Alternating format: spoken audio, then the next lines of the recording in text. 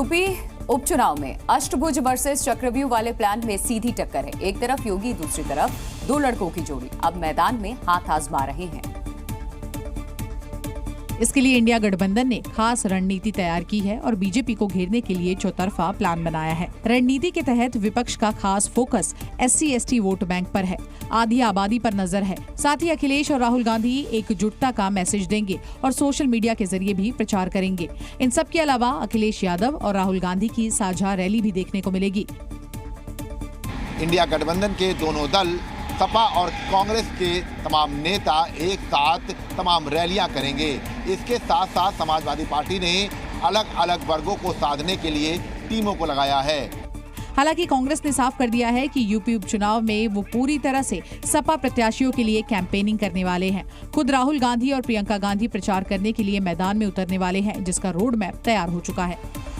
हमारे सभी नेता संयुक्त रैली करेंगे और शीघ्र ही करेंगे।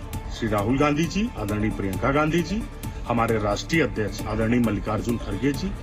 बीजेपी और इंडिया गठबंधन के लिए ये सिर्फ उपचुनाव नहीं बल्कि 27 का सेमीफाइनल है, जिसे जीतने के लिए प्लान तैयार हो रहा है। शक्ति प्रदर्शन की तैयारी हो रही है और बड़े बड़े नेता अब मैदान में उतरकर दो हाथ की कवायद में जुट गए हैं। यूपी में उपचुनाव से ठीक पहले सियासी पोस्टर की डिमांड तेज हो गई, जिसमें बीजेपी के मुकाबले समाजवादी पार्टी के नेता अलग अलग कंटेंट के साथ पोस्टर छपवा रहे हैं। इस पोस्टर्स के जरिए योगी के बटेंगे तो कटेंगे के जवाब में अखिलेश का जुड़ेंगे तो बढ़ेंगे का नारा दिया जा रहा है और लखनऊ की सड़कें भी इन्हीं सियासी पोस्टरों से पट चुकी हैं।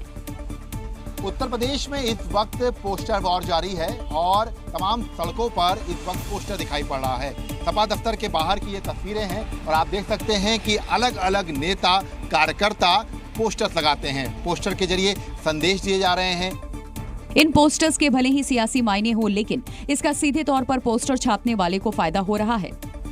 समाजवादी पार्टी ऑफिस के ठीक बाहर लगी इन दुकानदारों का कहना है कि उनके पास अलग अलग तरीके के डिमांड आ रही हैं। सियासी भी आते हैं और स्थानीय नेता भी आते हैं और हर तरीके के लोग आते हैं और जो अपने पोस्टर लगवाते हैं और सबसे ज्यादा सपा के ही हमारी नजर में लग रहे हैं। जब से बटेंगे तो कटेंगे पर राजनीति शुरू हुई है, पोस्टर छापने वालों की चांदी है, क्योंकि उनके पास अलग अलग तरीके के पोस्टर की डिमांड इन दिनों बढ़ चुकी है। हर तरीके के लोग आ रहे हैं। हर कोई अखिलेश जी के साथ में फोटो लगाना चाह रहा है, कोई नेताजी के साथ में फोटो लगाना, हर तरीके से छोटे से लेके बड़े क्लाइंट हर कोई आता है और हर कोई होल्डिंग लगवाना ज़्यादा रफ्तार से बढ़ रहा है। यानी बीजेपी और समाजवादी पार्टी के बीच छिड़े पोस्टर वॉर के बाद तेजी से डिमांड बढ़ी है, जिसका सीधे तौर पर फायदा दुकानदारों को हो रहा है।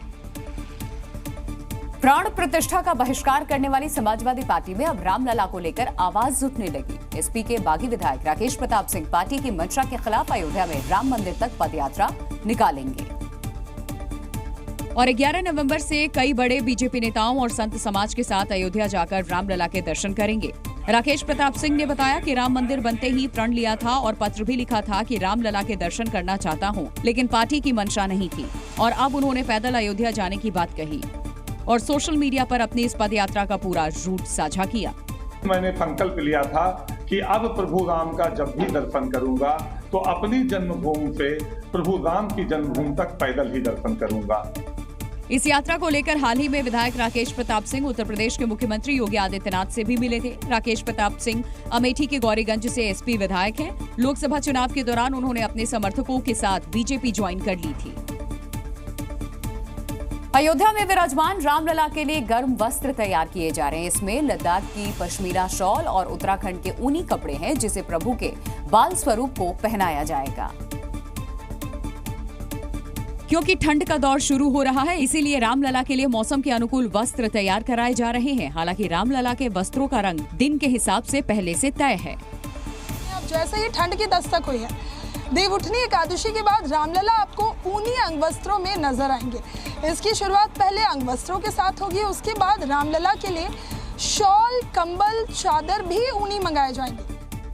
अयोध्या में रामलला बाल स्वरूप में विराजमान है। उनकी सेवा एक बालक की तरह हो रही है। उनके खान पान से लेकर वस्त्रों का खास ध्यान रखा जाता है। इसके साथ ही प्रसाद और भोग सामग्री में भी बदलाव किया गया है। अब गर्म जल से स्नान कराया जा रहा है। भोग में दही बंद कर दिया गया है। रबड़ी का भोग लगाया जा रहा है। खीर और सूखे मेवा का भोग लग रहा है।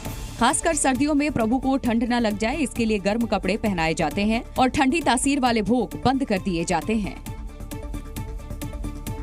इधर कृष्ण जन्मभूमि पर रामभद्राचार्य ने बड़ा बयान दे दिया। रामभद्राचार्य ने कहा है कि जब तक कृष्ण जन्मभूमि का फैसला नहीं आ जाता है तब तक मैं किसी भी कृष्ण मंदिर नहीं जाऊंगा और उन्होंने ये भी कहा कि अगर कोर्ट मुझे बुलाएगा तो मैं कृष्ण जन्मभूमि के पक्ष में दस्तावेज भी पेश करूंगा। जब तक कृष्ण जन्मभूमि का निर्णय नहीं आ जाता हमारे अनुकूल तब तक किसी भी कृष्ण मंदिर में मैं दर्शन करने नहीं जाऊंगा। कोर्ट न्यायालय भी मुझे बुलाएगा तो मैं साक्ष्य देने जाऊंगा। आपको लगता है कि इसमें जल्दी सफलता मिल पाएगी? बहुत जल्दी सफलता मिलेगी। पीओके हमारा है का नारा अब साधु संत लगा रहे हैं। कथा में भक्ति के साथ हिंदुस्तान की शक्ति का उद्घोष हो रहा है और हनुमान के नाम पाकिस्तान को चेतावनी दी जा रही है। इस बार जगत गुरु रामभद्राचार्य ने पीओके पर विस्फोटक बयान दिया और साफ कर दिया, पाकिस्तान ने जो कश्मीर हड़पा हुआ है वो हमें वापस चाहिए। इसके लिए हम 1.25 करोड़ आहुति हनुमान जी को डालने के लिए तैयार हैं। और पाकिस्तान द्वारा हथियाया हुआ कश्मीर हमें मिले, इसी के लिए हम यज्ञ कर रहे हैं। हम 1.25 करोड़ आहुति हनुमान जी को डालेंगे। रामभद्राचार्य ने ये नारा उस वक्त दिया है जब पाकिस्तान की सीमा से घुसकर आतंकवादी कश्मीर में दहशत फैला रहे हैं, जिसका जिक्र बीजेपी सांसद सुधांशु त्रिवेदी ने यूएन के मंच पर भी किया। साथ ही पाकिस्तान के झूठे प्रोपेगेंडा पर निशाना साधा। Union territory of Jammu and Kashmir was, is and will remain the integral part of India. चाहे जम्मू कश्मीर हो या फिर पाकिस्तान ऑक्यूपाइड कश्मीर, भारत का स्टैंड क्लियर है। ऐसे में जिस तरह अब हर मंच से पीओके के लिए आवाज बुलंद हो रही है, वो आतंक समर्थित पाकिस्तान के लिए सीधा संदेश है। छत्तीसगढ़ के मंत्री रामविचार नेताम ने इन दिनों चर्चा में हैं। उनके एक वीडियो को सोशल मीडिया पर खूब पसंद किया जा रहा है, जिसमें वो पत्नी के साथ चना भूनते नजर आ रहे हैं। ये तस्वीर छठ त्योहार के दौरान की है, जब मंत्री जी सड़क किनारे एक ठेले पर चना भूनने लगे। तभी पास खड़े लोग काफी उत्सुकता से ये नजारा देख रहे थे। हालांकि इस वीडियो में तब और रोमांच बढ़ गया जब मंत्री जी की पत्नी ने मोर्चा संभाल लिया और खुद कलछी पकड़े चने भूनने लगी।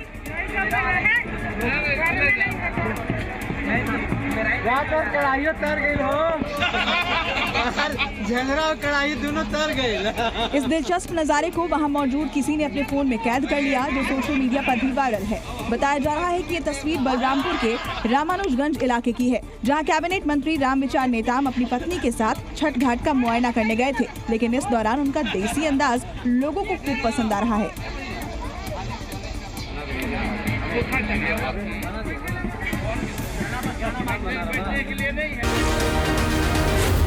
Zee News.